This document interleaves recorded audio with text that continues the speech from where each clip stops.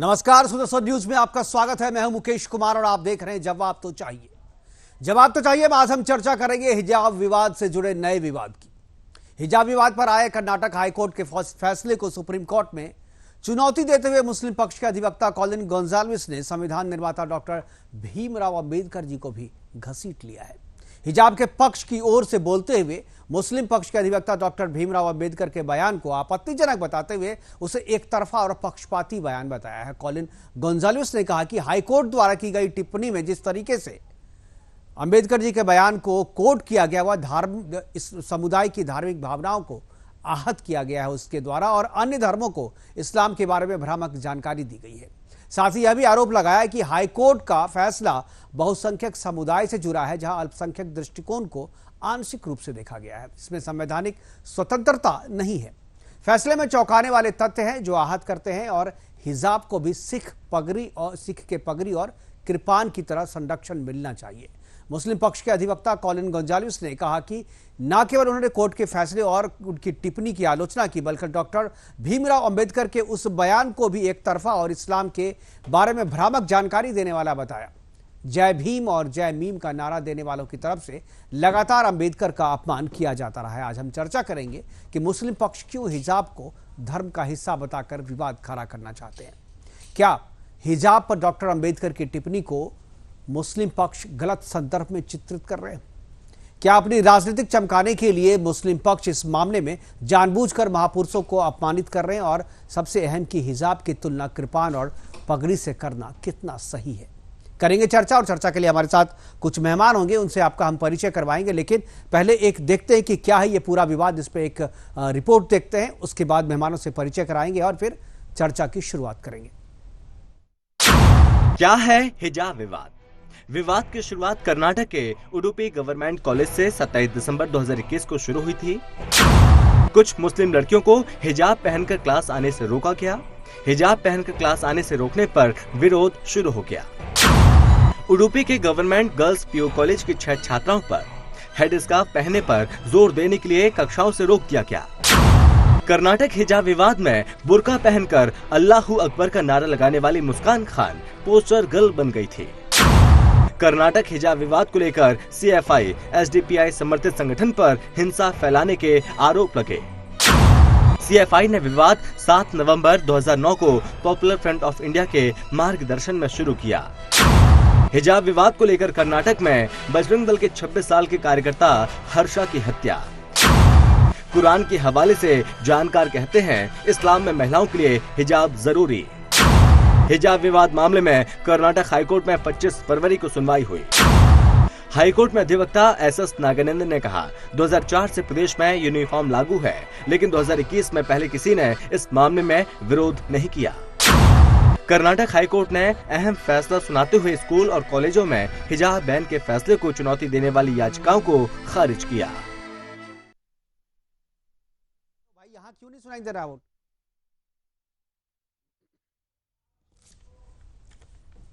करेंगे चर्चा की शुरुआत और चर्चा की शुरुआत के लिए हमारे साथ कुछ मेहमान जुड़ गए, उनसे आपका परिचय करा दें। डॉक्टर HS रावत जी होंगे हमारे साथ हिंदू धर्मगुरु के रूप में। उसके अलावा मधु मुकुल त्रिपाठी जी हैं, सुप्रीम कोर्ट के वरिष्ठ अधिवक्ता हैं, वो हमारे साथ रहेंगे। सज्जन सिंह है, पॉलिटिकल एक्सपर्ट के रूप में BSP से जुड़े हुए हैं और दलित मामलों के अच्छे जानकार हैं, उनसे भी हम बात करेंगे। इसके अलावा मोहम्मद अब्दुल जलील सिद्दीकी हमारे साथ होंगे मुस्लिम स्कॉलर के तौर पे और उनसे चर्चा की शुरुआत करेंगे। सभी मेहमानों का सबसे पहले स्वागत है और चर्चा की शुरुआत जो है मैं सज्जन सिंह जी से करना चाहूँगा और उनसे जानना चाहूँगा कि जिस तरीके से कर्नाटक हाईकोर्ट ने जो फैसला दिया था हिजाब वाले मामले पे, उस मामले में अपना फैसला सुनाते हुए उन्होंने टिप्पणी किया था और कोट किया था डॉक्टर भीमराव अंबेडकर को कि ये जो हिजाब का मामला है वो भी अंबेडकर भी जो है इसके पक्षधर नहीं थे।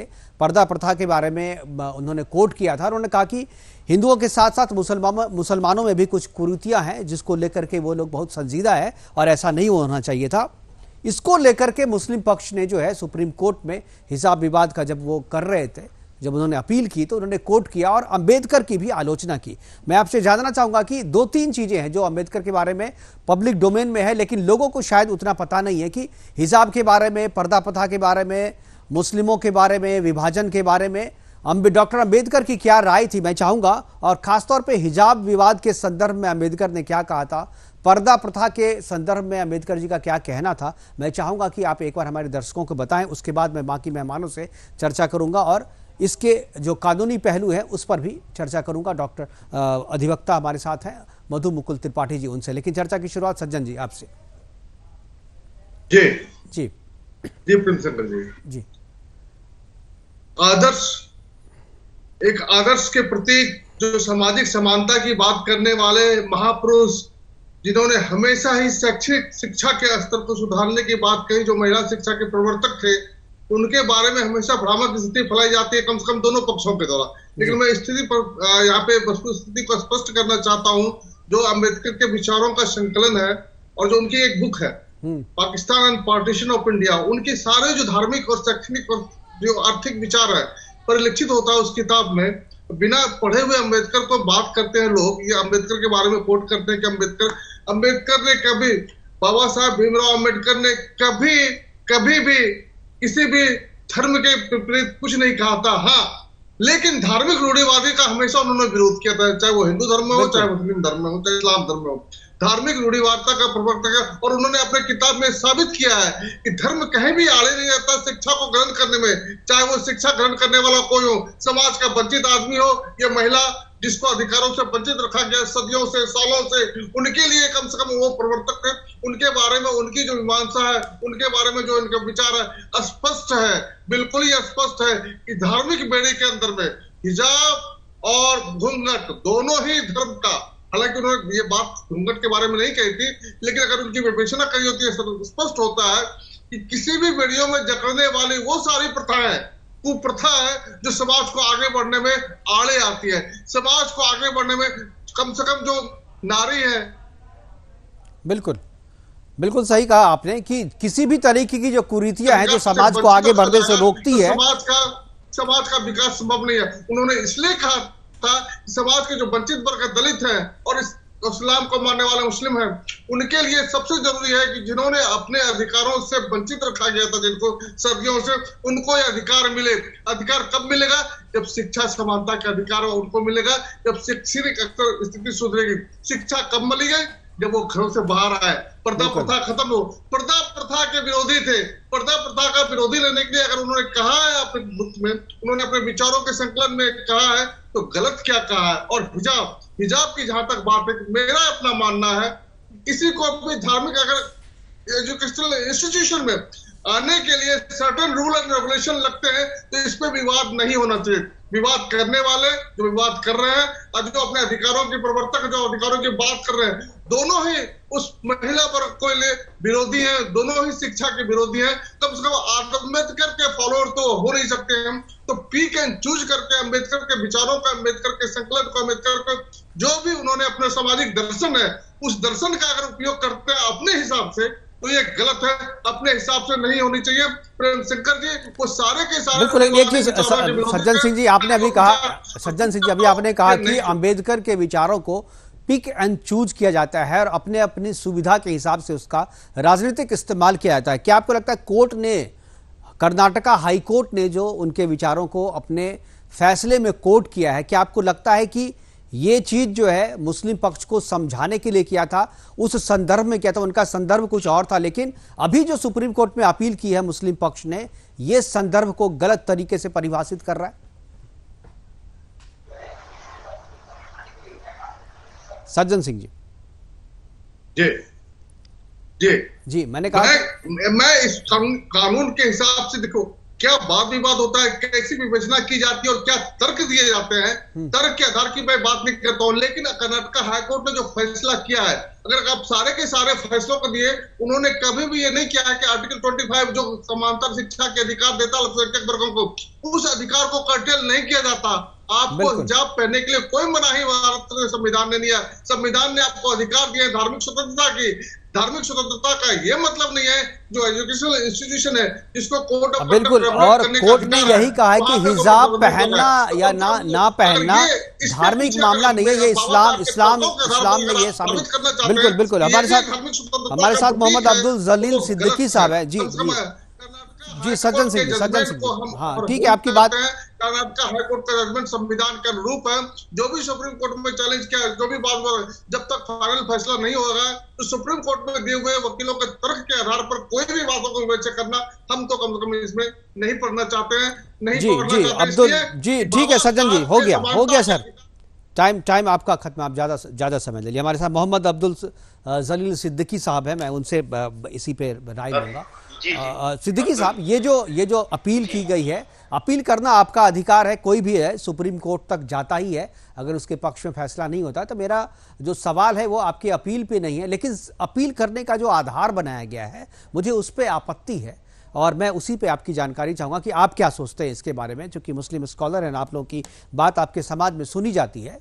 जो आधार बनाया गया है कि कर्नाटक हाईकोर्ट ने जो फैसला दिया है, दो चीजें कही है कि ये धार्मिक मामला नहीं है, हिजाब का जो मामला है वो धार्मिक मामला नहीं है, और उन्होंने अपनी बात को साफ करने के लिए अंबेडकर जी को कोर्ट कहा है। उन्होंने कहा है कि भाई पर्दा प्रथा का वो भी विरोध करते थे और ये सामाजिक कुरीतियां हैं, ना कि धर्म से इसको जोड़ करके देखना चाहिए। और इस पर जो गोंजाल्विस साहब की जो टिप्पणी थी, जो हमने कहा, वो आपको पता ही होगा। मैं चाहूंगा कि आप अपनी टिप्पणी करें, कहां तक ये सही है कि अंबेडकर जी का अपने पॉलिटिकल फायदे के लिए, नुकसान के लिए आप डॉक्टर अंबेडकर जैसे महापुरुषों का आप अपमान करेंगे और इस तरीके से कोर्ट तक घसीट के लाएंगे उनको? कोई किसी का अपमान नहीं कर रहा। मैं अब्दुल जलील सिद्दीकी में आप सब लोगों का हार्दिक स्वागत करता हूं। मैं तीन चीजें आपको बताऊंगा। एक तो बताऊंगा मैं अनुच्छेद 25 क्या कहता है, दूसरा मैं बताऊंगा कि धर्म की आजादी क्या होती है, तीसरा मैं आपको यह भी बताऊंगा कि हमारे इस्लाम में बुर्का की यानी हिजाब के लिए क्या अहमियत है। जो लोग कहते हैं कि यह हिजाब इस्लाम का हिस्सा नहीं है, हिजाब इस्लाम का अटूट हिस्सा है। दोनों चीजें मैं आपको बताऊंगा। सबसे पहले तो मैं आपको बता दूं कि अनुच्छेद 25 के तहत यानी ये संविधान ने हमें अधिकार दिया है, हमें नहीं सबको अधिकार दिया है कि आप अपने धर्म का पालन, आप अपने धर्म का प्रचार प्रसार, आप अपने धर्म का पालन बहुत अच्छी तरह से कर सकते हैं, जो भी आपका धर्म कहता है। तो हमारे धर्म के अनुसार इस्लाम में मुस्लिमों को पर्दा प्रथा जो है वो बताया गया है, हिजाब बताया गया है और इसका पालन करने के लिए भी कहा गया है। ठीक है, तो अब अगर हम संविधान को मानते हैं, हम तो संविधान को मान रहे हैं, संविधान हमें इस बात की इजाजत देता है, तो इसमें क्या परेशानी की बात है? आप ये बताइए, हम तो संविधान को मान रहे हैं। मैं बताता हूँ, धार्मिक स्वतंत्रता का मतलब ये नहीं होता है कि आप अपनी चीज दूसरों पे थोपेंगे। धार्मिक स्वतंत्रता में धर्म के प्रचार प्रसार के लिए अलग से संस्थान खोलने का जो अधिकार आपको दिया है वो आप खोलते हैं ना। आप जो मदरसा खोलते हैं लड़कियों के लिए, लड़कों के लिए, उसमें आप बुर्का पहन करके जाते हैं या टोपी पहन के जाते हैं, कोई मना तो नहीं करता। लेकिन जो सामान्य स्कूल शिक्षण संस्थान है उसमें केवल आप ही को अधिकार नहीं है, बाकी जो बच्चे हैं उनको भी अधिकार है। तो उसके लिए भी कोर्ट में 29 जो है उसमें वो कहता है कि कोई भी स्कूल अगर है तो उसको अपना ड्रेस कोड बनाने का अधिकार है, ड्रेस कोड तय करने का अधिकार, ये भी अधिकार संविधान ने दिया उसे। तो आपको अगर बुर्का पहन के स्कूल जाना है तो आप स्कूल से टीसी कटवाइए, दूसरे स्कूल में जाइए जहां पर बुर्का ड्रेस में शामिल है। यही बात तो कोर्ट ने साफ किया है कि बुरखे की बात नहीं कर रहा, हिजाब की। यहाँ तो स्कार्फ पहनने के लिए मना कर दिया गया। सिर्फ नहीं, वो चीज स्कूल अगर मना करेगा तो आपको मानना होगा। स्कूल अगर नहीं चाहता, जो अधिकार आपको है वही अधिकार स्कूलों को भी है, नहीं तो सब उसी संविधान ने दिया है। इसका मतलब यह है कि जो संविधान का अधिकार है जो 25 के तहत, फिर उसका तो उल्लंघन हो रहा है। तो भाई 25 का उल्लंघन कहाँ हो रहा है? 25 के तहत आपको मदरसा दे दिया ना, और आर्टिकल 29 के तहत स्कूल का सब जो प्रबंधन है वो कर रहे, प्रबंधन वाले जो है वो अपने हिसाब से नियम कानून बनाएंगे, ये भी संविधान ने कहा है। मैं आपको बता दूं एडिटर साहब, केरल हाई कोर्ट ने 2016 में आमना बशीर बनाम सीबीएसई मामले में यह मामला उठा था। जब एग्जाम में बैठने के लिए सीबीएसई की तरफ से तय डेस्क कोड को चुनौती दी गई थी, तब हाई कोर्ट ने हिजाब पहनने को एक जरूरी धार्मिक प्रथा तो माना, लेकिन सीबीएसई के नियमों को रद्द नहीं किया। कोर्ट ने सीबीएसई को निर्देश दिया, यानी कोर्ट ने खुद निर्देश दिया था कि अगर कोई हिजाब पहनकर एग्जाम देना चाहे तो उसे इजाजत दे दी जाए, क्योंकि इसमें कोई नुकसान नहीं है, हम किसी को फिर आप देखिए कंफ्यूजन कर रहे हैं। आप कंफ्यूजन कहां पैदा कर रहे हैं मैं बताता हूं। स्कूल का प्रबंधन, स्कूल का प्रबंधन और एग्जाम अलग चीज है। एग्जाम का प्रबंधन अलग होता है, ठीक है ना, और स्कूल का अलग होता है। आप इस दोनों को मिक्स नहीं कीजिए। अभी भी राजस्थान में हिजाब पहन करके एग्जाम देने की इजाजत दी गई थी, लेकिन यहाँ स्कार्फ पहन करके, जो भगवा स्कार्फ पहन के आई थी, उन लड़कियों को नहीं जाने दिया गया था। ये अलग राजनीतिक मामला है, इस पर हम चर्चा नहीं करेंगे। मधु मुकुल त्रिपाठी जी हमारे साथ, वो इसको स्पष्ट करेंगे ज्यादा अच्छी तरह से। त्रिपाठी जी, क्या आपको लगता है जो कह रहे हैं जलील साहब, आप क्या करना चाहेंगे आप? देखिए, मिस कोट कर रहे हैं मिस्टर जलील जो है। मुझे समझ नहीं आ रहा कि ये कॉन्स्टिट्यूशन को एक नई परिभाषा लेकर कैसे आए। इसमें जो आर्टिकल 25 कॉन्स्टिट्यूशन ऑफ इंडिया की बात कर रहे हैं, जो रिलीजियस प्रैक्टिस की आपको राइट्स देता है, वो आपको अपने पर्सनल लाइफ में देता है, न कि स्कूल के जो स्कूल का अपना संविधान है उसको डिसअलाउ करने के लिए देता है। बिल्कुल। कहीं पर पहली बात मैं बता दूं कि हिजाब को या बुर्का को बैन नहीं किया गया है, केवल ये कहा गया है कि स्कूल का अपना एक ड्रेस कोड है, उस ड्रेस कोड को फॉलो करना है, वहां कहीं इनके रिलीजियस प्रैक्टिस पर बाधा नहीं बन रही है। दूसरी बात मैं एक चीज पूछना चाहता हूं इनसे, जो इन्होंने कहा कि ये लोग जरूरत के अनुसार संविधान की दुहाई देने लगते हैं, जरूरत के अनुसार बाबा साहब भीमराव अंबेडकर को मानते हैं और जरूरत के अनुसार उनका अपमान करते हैं। देखिए, मैं लीगल फ्रेटर्निटी में जानना चाहता हूं कि अभी हमारे मित्र ने कहा कि आर्टिकल 25 जो रिलीजियस राइट ऑफ रिलीजियस देता है, प्रैक्टिस करने का देता है, वो सबको देता है। That's right. तो इनके कुरान में आदेश है कि जो काफिर हैं उनको जहां पाओ बुत पुरस्तों को मारो, उनके साथ कठोरता से पेश आओ, उनको खत्म कर दो। तो दूसरे को अपने रक्षा करने का अधिकार ही नहीं है, केवल इनको अधिकार है। देखिए, ये मिसकोटिंग जो है इन लोगों को क्या है, अधजल गगरी छलकर जाए, एक कहावत है। जो आर्टिकल 25 का ये शेल्टर ले रहे हैं वो इनके अपने धार्मिक आयोजनों पर है, इनके अपने धार्मिक कार्यकलापों पर है, इनके धार्मिक प्रैक्टिस पर है, न कि एजुकेशनल इंस्टीट्यूशनल में है। एजुकेशनल इंस्टीट्यूशन में आपने बिल्कुल सही कहा कि उनका अपना जो मैनेजमेंट है, उनका एक अपना संविधान है, उनको भी कॉन्स्टिट्यूशन ने ही उनको अधिकार दिया है अपना प्रिंसिपल को फ्रेम करने का। वो डिस्क्रिमिनेशन नहीं कर रहे हैं, बल्कि डिस्क्रिमिनेशन होगा कि ये हिजाब में आए, बुर्के में आए, वो सफरान में आए, कोई नंगा। देखिए, नागा आदमी क्या कहेगा, मैं तो नंगा जाऊंगा, तब इनको आपत्ति होगी। ये कहेंगे इनकी लड़कियां वहां हिजाब, मैं आई एम सॉरी टू से this is a legal contest. ये कहते हैं कि सबको अपना फ्रीडम जो 25 को फॉलो करने का राइट है। That's right. In educational institution आप एक लड़की को तो बुर्के में ले जा रहे हैं, एक आदमी कहता है मैं तो नंगा जाऊंगा क्योंकि मैं तो नागा संप्रदाय को मानता हूं, क्या उसको अलाउ करेंगे? इनसे जरा पूछिए। बिल्कुल, ये बात कोर्ट में बहस के दौरान भी उठी थी और यहीं से इन्हीं सब चीजों को लेकर के उन्होंने कहा था। बिल्कुल। और अभी केरला हाई कोर्ट को आप जलील साहब आप कोर्ट कर रहे थे, केरला हाई कोर्ट ने भी तो यही बात कही है जो कर्नाटक हाई कोर्ट ने कहा है, महाराष्ट्र हाई कोर्ट ने भी यही कहा है जो कर्नाटक हाई कोर्ट ने कहा है। देखिए, पहली बात तो जी पहले एक मिनट पहले एग्जामिनेशन एक अलग प्रक्रिया है जी। तो माननीय हाई कोर्ट ने कहा कि एग्जामिनेशन में वो बुर्का पहनकर जा सकती है या हिजाब पहनकर जा सकती है, वो एक अलग प्रक्रिया है, तो एग्जाम दे रहे हैं। बिल्कुल, स्कूल के भीतर जो एग्जाम होगा उसमें स्कूल के प्रबंधन के नियम ही चलेंगे। लेकिन मान लीजिए सीबीएसई कोई एग्जाम लेती है, जो मेडिकल बोर्ड अगर कोई एग्जाम लेता है तो वहां पर उनका चलेगा, केंद्रीय बोर्ड का, स्टेट बोर्ड का अपने अपना नियम है। जी बोलिए एडिटर साहब, मैं तो मुझे सिर्फ इनकी एक बात पर आपत्ति है, जैसा इन्होंने कहा कि कुरान में ऐसा लिखा है कि काफिरों को मारो और उनका कत्ल कर दो, ऐसा कहीं भी कुछ नहीं है। नहीं लिखा। देखिए, मैं कुरान पे चर्चा नहीं करूंगा आज, मैं कुरान का जानकार नहीं हूं, मैं कुरान पे चर्चा नहीं करूंगा। इन्होंने जी बिल्कुल। देखिए, कोई भी मजहब न किसी को मारने के लिए कहता है, ना कोई मजहब किसी को गलत चीजें कहता है। जलील साहब, मैं आज ये बहस इसलिए लेकर के शुरू किया हूँ क्योंकि हिजाब पे और अम्बेडकर, मैं दो चीज चाहिए, हिजाब पे अपनी टिप्पणी करें और अम्बेडकर का जो अपमान किया गया है मैं उस पे चाहूंगा आपकी टिप्पणी। देखिए अम्बेडकर जी का जिन्होंने अपना अपमान किया है, मैं उसका विरोध करता हूं। और रही बात हिजाब की, तो मैं आपको बता दूं, देखिए मैं तो सिर्फ इतना कहना चाहता हूं कि आर्टिकल 25 के तहत जो हमें आजादी मिली हुई है, ठीक है, तो हम तो उस आजादी को अपनाने के लिए जो स्कूल कॉलेजेस हैं उनसे हम मांग रहे हैं कि आप हमारी बहनों को, आप हमारी जो बेटियां पढ़ने आती हैं उन्हें सिर्फ एक हिजाब पहनने की इजाजत दे दी जाए। अगर आप चाहते हैं, जो भी स्कूल का ड्रेस कोड है उसी के ड्रेस कोड का जो कलर है उसमें आप हिजाब पहनने की इजाजत दे दीजिए। वो इसलिए क्योंकि सिद्दीकी साहब आप क्या मांग रहे हैं, आपको नहीं समझ में आ रहा, आप मांग क्या रहे हैं? आप जो मांग रहे हैं ना वो संविधान सम्मत नहीं है। आप कह रहे हैं कि स्कूल के बाकी बच्चों के अधिकार को आप जो है कूड़े कचरे में डाल दो और मेरे धर्म के अधिकार को बाकी बच्चों के सर पे थोप दो। आपके कहने का यही मतलब है। एचएस रावत जी, एक मिनट एचएस रावत जी, मेरे कहने का नहीं मैं समझाऊंगा अभी आपको, मैं आपको समझाऊंगा अभी कि आपने जो मैंने जो कहा है वो आपके कहने का मतलब वो कैसे निकलता है, मैं ये भी आपको बताऊंगा। एचएस रावत जी, मतलब तो आप निकाल रहे हैं। नहीं मतलब नहीं, मैं आपको क्लियर करूंगा कैसे। आप कह रहे हैं कि मैं स्कूल से कहूंगा कि आप ड्रेस कोड में हिजाब को करें, भाई ड्रेस कोड में कैसे चेंज हो सकता है? क्यों कहूंगा? नहीं, ड्रेस आप कोड कह रहे हैं ना, नहीं कर रहे हैं हम। तो ड्रेस पूरा जो ड्रेस कोड है वो हम उसे लागू कर रहे हैं। हम हमारी बच्चियां, हमारी बेटियां पहनकर आ रही हैं, सिर्फ एक स्कार्फ अगर हम कह रहे हैं वो भी उनकी इजाजत से, अगर आप इजाजत दे दो तो मैं स्कार्फ को उसी कलर इजाजत तो नहीं मिली ना, इजाजत नहीं दे रही स्कूल, इजाजत नहीं, स्कूल ने इजाजत नहीं दी ना, तो आप मान जाइए बात को। तो अब जब तक आप इजाजत मिल नहीं जाएगी तब तक आप लड़ाई लड़ेंगे, तब तक हंगामा करेंगे, कोर्ट का समय खराब करेंगे।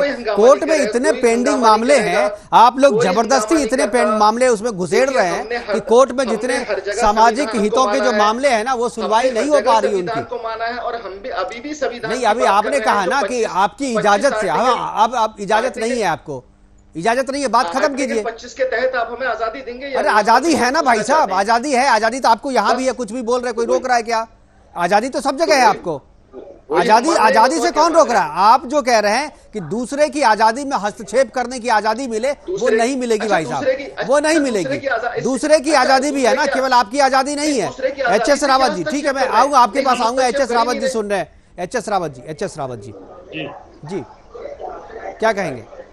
अंबेडकर का अपमान, धर्म के नाम पे महापुरुषों का अपमान, हिजाब का मसला है, लेकिन घसीट अंबेडकर को रहे। मुकेश जी, हिंदुस्तान में जितने भी मुसलमान हैं, इस्लाम के जानने वाले हैं या मानने वाले हैं, वो अपनी सुविधा के अनुरूप चलना चाहते हैं। जहां इनको लगेगा कि इस्लाम इसको अलाउ नहीं करता तो उसको छोड़ देंगे। अगर इस्लाम अब इनको शराब पीना अलाउ नहीं मानता, वो कहते हैं कि वो सच्चा मुसलमान हो नहीं सकता जो शराब पिएगा। 90% मुसलमान शराब पीता है।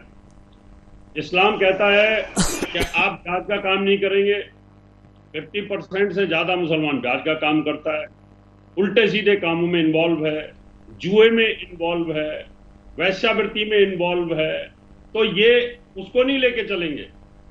अब इनको आजादी है, ऐसे आजादी हमें भी।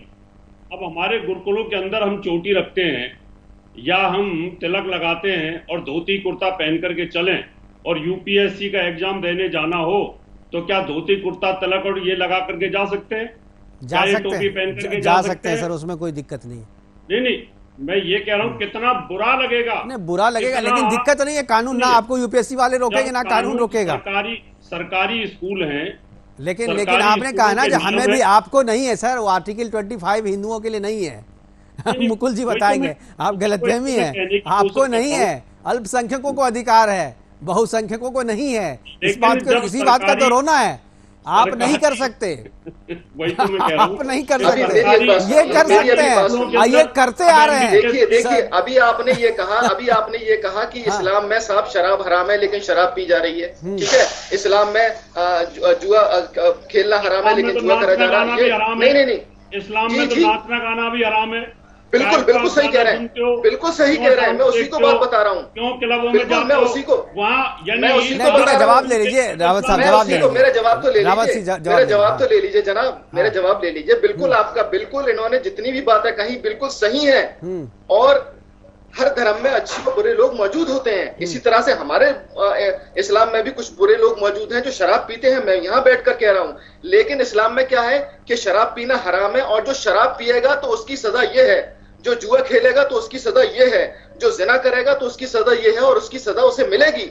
ऐसा नहीं है। देखिए कानून बना हुआ है कि तो सर एक शाहरुख खान को एक फतवा तो दीजिए। शाहरुख खान खुलेआम पीते हैं, शाहरुख खान नहीं, ये तो अरे फतवा क्या देना है? ये तो सलमान खान है, शाहरुख खान है, मैं ऐसे बॉलीवुड के जितने खान हैं उनमें ज्यादातर तो है जो खुलेआम पी रहे हैं क्लब में। सरासर एक घूंट भी तो एक बार सर उसके खिलाफ, इन लोगों के खिलाफ इन लोगों के खिलाफ तो आप लोगों ने आज तक कोई फतवा मैंने देखा नहीं कि शाहरुख खान को। अरे फतवा क्या, मैं यहाँ बैठ कर कह रहा हूँ कि जितने भी मुसलमान इस तरह का गलत काम कर रहे हैं वो हराम करते हैं, उन्हें इसकी सजा मिलेगी। तो एक बार कह दीजिए कि उनका भी सर से जुदा कर देंगे। उसी तरह से देखिए, मेरी बात सुन लीजिए, उसी तरह से एक बार कहिए उनका सर तन से जुदा करेंगे। मिलता है, मेरी बात सुन लीजिए जनाब, मेरी बात सुन लीजिए, मैं अपने मेरी बात सुन लीजिए। देखिए जिस तरह से करूंगा, ये कह रहे हैं कि कुरान जो कहता है वही मानेंगे, मैं सहमत हूँ। कुरान के अनुसार कब्जाई हुई भूमि पर मस्जिद नहीं बन सकती। ये सारे लड़ रहे हैं, काशी विश्वनाथ, मथुरा बिल्कुल नहीं बन सकती, बिल्कुल नहीं बन सकती अयोध्या के लिए। देखिए यहाँ कंडेम करेंगे। दूसरी बात, इन्होंने कहा कि इनके कुरान में नहीं लिखा है। मैं इनको बता रहा हूँ, आयत 2 सूरा 114 पढ़ लें। नहीं, आपकी बात तो मान रहे हैं मुकुल जी, आप जो कह रहे हैं ये तो सहमत हैं, आपसे ये कह रहे हैं, लेकिन मैं कह रहा हूं कि अगर आप सहमत हैं तो जो ज्ञानव्यापी में जो मुस्लिम पक्षकार हैं आप उनको समाज से बाहर कीजिए, बोलिए कि भाई ये ऐसा बात अगर करोगे तो समाज से बाहर हो जाओ। समाज से बाहर है, समाज से बिल्कुल बाहर है। भाई जो गलत काम कर रहा है, देखिए कानून के तहत जो गलत काम कर रहा है उसे कानून सजा देगा, और इस्लाम के तहत अगर वो गलत काम कर रहा है तो इस्लाम के अनुसार उसे ऊपर जाके सजा मिलेगी। संविधान को इनसे पूछिए कि क्या यहाँ खुले मन से हमें कहने को तैयार है कि ये शरीयत पर हम हिंदुस्तान के संविधान को मानते हैं, हमें हिंदुस्तान से प्यार है और हम हिंदुस्तान के संविधान को मानते हैं और मरते दम तक मानते रहेंगे। और हिंदुस्तान का यही संविधान और हिंदुस्तान का यही संविधान हमें इस बात की इजाजत देता है कि आप अपने धर्म को मानिए। देखिए एक सवाल ये भी है, अम्बेडकर साहब ने भी अपने किताब पाकिस्तान पार्टीशन ऑफ इंडिया जो लिखा है उन्होंने उसमें भी उन्होंने कहा कि वसुधैव कुटुंबकम को ये नहीं मानते हैं जो इस्लाम के मानने वाले हैं, और जब संविधान और कुरान की बात आती है तो ये संविधान से ऊपर कुरान को मानते हैं, संविधान को साइड कर देते हैं। मुकेश जी, इसके बारे में क्या कहेंगे आप? क्या सही थे अम्बेडकर? मुकेश जी, मैं कोटिंग बता रहा हूँ, डॉक्टर अम्बेडकर ने क्या कहा जी। Take the caste system, Islam speaks of brotherhood, everybody infers that Islam must be free from slavery and caste. Doctor Ambedkar, Hinduism आपकी आवाज क्लियर नहीं आ रही, आपकी आवाज क्लियर नहीं आ रही है, आपकी आवाज साफ नहीं आ रही है मुकुल जी, फिर से एक बार बोलिए जी। अब आ रही, मेरी आवाज आ रही है जी? अब आ रही है मेरी आवाज, हाँ ठीक है। देखिए डॉक्टर अम्बेडकर ने कोट किया, Hinduism is said to divide people and in contrast Islam is said to be bind people together. This is only a half truth, for Islam divide as inexorably as it binds. Islam is a close corporation and the distinctions that it makes between the Muslims and not Muslims is very real, very उन्होंने कहा है कि भाईचारा जो इस्लाम में भाईचारा केवल मुसलमानों के लिए है, वो दूसरे के साथ जो है भाईचारा नहीं करते हैं, नहीं है, क्लोज है, वो बाहर वालों के लिए परमिट ही नहीं करते। उनका कुरान तो कहता है उनको जहां पाओ काटो मारो। एक कोट अम्बेडकर कोट कर रहे हैं, और यही नहीं, डॉक्टर अम्बेडकर ने क्या कहा, हिजाब एंड बुर्का काज स्लेवरी मेंटालिटी, यानी हिजाब और बुर्का जो है गुलाम मानसिकता का परिचायक है। डॉक्टर अम्बेडकर कोट कर रहे हैं। बस इसी चीज को तो कोर्ट ने भी जो है कोर्ट किया था, जो कर्नाटक हाई कोर्ट ने जो कोर्ट किया था इसी को कोर्ट किया था, जिसको लेकर के अब वो कोर्ट के फैसले की आलोचना कर रहे हैं, जज की आलोचना कर रहे हैं, बोल रहे भाई ये इस्लाम के खिलाफ उन्होंने जजमेंट दिया है, और ऐसी भाषा का इस्तेमाल गोंजाल्विस के द्वारा किया गया है। मुझे लगता है कि कंटेम्प्ट होना चाहिए उनके खिलाफ। अगर जज साहब सुन रहे होंगे तो मुझे लगता है जज साहब को तो पता ही होगा, तो कंटेम्प्ट करना चाहिए। अगर हिंदुस्तान में रहना है तो हिंदुस्तान के संविधान को मानना होगा। बिल्कुल धमकी मिली, उनको सिक्योरिटी दी गई। आश्चर्य होता है कि इनका कंटेम्प्ट की पावर कहां गई। देखिए जनाब, मैंने अभी फिर बताया कि जैसा कि हमारे एक बड़े भाई साहब बता रहे थे कि साहब के इस्लाम में क्या कहते हैं शराब प्रथा मना है लेकिन फिर भी पी रहे हैं, इस्लाम में जुआ खेलना मना है फिर भी पी रहे हैं। बिल्कुल सही कहा उन्होंने, कर रहे हैं, मुसलमान कर रहे हैं ऐसा, लेकिन जो कर रहे हैं इस्लाम में ये भी लिखा है कि अगर कहीं नहीं मना है, उनको पता नहीं है इस्लाम में क्या है। मैं बताता हूँ, 72 हूर, गिलमे और शराब की नदियां, सर ठीक है, मना कहाँ है? ठीक है, मना है इस्लाम में, बताइए मुझे। क्या इस्लाम में तो 72 हूर प्रोवाइड की जाती है, गिलमे प्रोवाइड की जाते हैं, शराब की नदियां प्रोवाइड की जाती है, मना कहाँ है? उनको जानकारी नहीं है। मैं आपको बता रहा हूं कि जितने भी ये बुरी चीजें हैं जिससे हमें नुकसान पहुंच सकता है, इस्लाम में सारी चीज मना है, ठीक है। लेकिन सवाल ये है, लेकिन सवाल ये है, हमारे जैसे भाई साहब ने कहा कि फिर भी मुसलमान कर रहे हैं, मैं मानता हूँ 72 हूरें मिलेंगी जो पारदर्शी हैं। देखिए जन्नत किसी ने नहीं देखी, जन्नत किसी ने नहीं देखी, जन्नत किसी ने नहीं देखी, गिलमे मिलेंगे जन्नत देखी नहीं, लेकिन ऐसी जन्नत को पाने के लिए तो सारी हदें पार कर रहे हैं। उसी जन्नत को पाने के लिए सारी हदें पार की जा रही है। कौन सी बताइए, हम कौन सी? हम तो सिर्फ हमने कोई हद पार नहीं करी। हम तो कह रहे हैं कि जो हिंदुस्तान में रहेगा उसे हिंदुस्तान का कानून मानना पड़ेगा, हिंदुस्तान का संविधान मानना पड़ेगा, और उसी संविधान के तहत जो 25 आर्टिकल है, उसी संविधान के तहत क्या संविधान बिल्कुल नहीं है, सरतन से बिल्कुल नहीं है, बिल्कुल नहीं है, गलत है, गलत है, गलत है, आपने कंडेम किया, बिल्कुल गलत है, कंडेम किया, मैंने 100% कंडेम किया, बिल्कुल किया, बिल्कुल फतवा जारी किया। ऐसे लोग इस्लाम से खारिज हैं, ऐसे लोग इस्लाम से खारिज हैं, ऐसे लोगों का इस्लाम से कोई वास्ता नहीं है।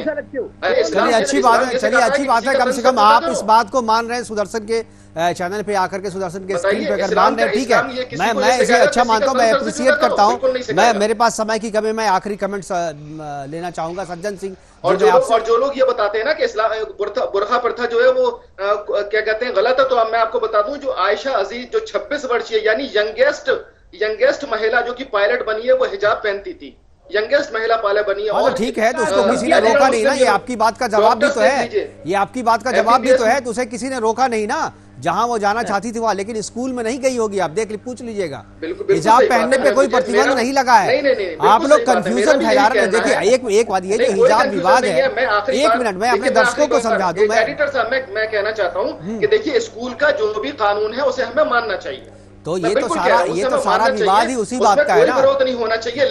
लेकिन अगर स्कूल वालों से अगर ये कह रहे हैं कि हमारी बेटियों को, बहनों को सिर्फ हिजाब पहनने की, इतना ढकने की इजाजत दे दी जाए, तो इसमें गलत क्या है? मैं तो सिर्फ ये पूछना चाहता हूँ।